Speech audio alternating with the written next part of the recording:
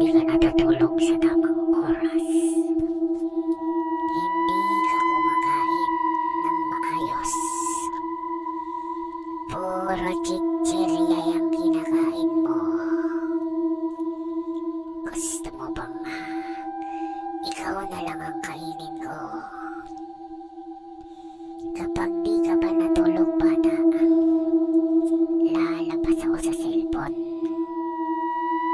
Kukunin kita. Kaya matulog ka na bata. Bago mahuli ang lahat. Tulog na. Bata. Nandyan ako. Sa likod mo. Ipikit mo na ang mga mata mo.